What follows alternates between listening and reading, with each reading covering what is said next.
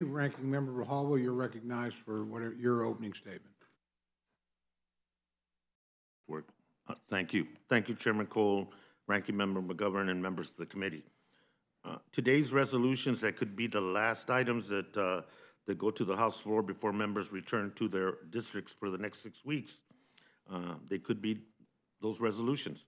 Undoubtedly, when we go back, our constituents will have questions about what Congress has done this year to address the real issues that Americans are facing, and rightfully so.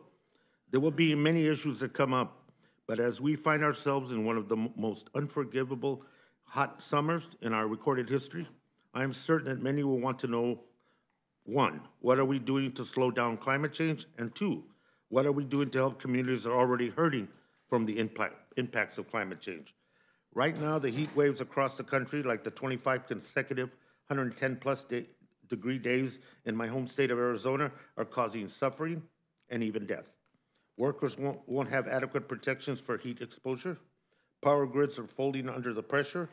Local businesses can't operate as usual, and phantomly warm waters off the coast of Florida are threatening to bleach corals, kill marine life, and upend the state's tourism economy. And that's just one part of the climate change equation. Our constituents will also wonder what we're doing to protect them from stronger hurricanes, more intense wildfires, and wildfire smoke, flooding, storm surges, drought, and all the other extreme weather events that are confronting, that we see in the news every day and we experience in our lives. These are big questions, and I'm sure the American people are expecting big answers. But as it stands now, it seems that as if my colleagues across the aisle are satisfied with telling them that one thing they've decided was the most important was to pass before we left for 6 weeks was this bizarre vendetta against the endangered northern long-eared bat and the lesser prairie chicken. Not only are these measures not what the American people asked for, they are going nowhere. The White House has already signaled that they will veto these resolutions. This is a pointless political exercise and stunt. But of course, it's one that will keep Republicans' industry friends happy. And judging by everything else we've seen this year, that seems to be the GOP's priority number 1. In the Natural Resources Committee, we have had hearings after hearing, bill after bill, most notably Republicans' H.R. 1, the Polluters Over People Act, that does the bidding of the fossil fuel and mining industry and is a blueprint for everything else that is followed on that committee and on energy and commerce as well.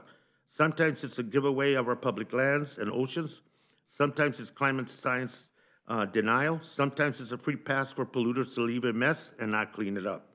But perhaps more often it's a thinly veiled attempt to gut our most fundamental environmental laws, namely the National Environmental Policy Act, or NEPA, and the Endangered Species Act, much like we're seeing today.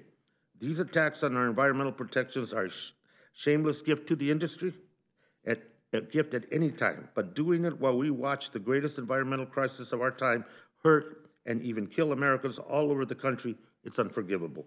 The American people, and yes, the bats and chickens deserve better than these bills.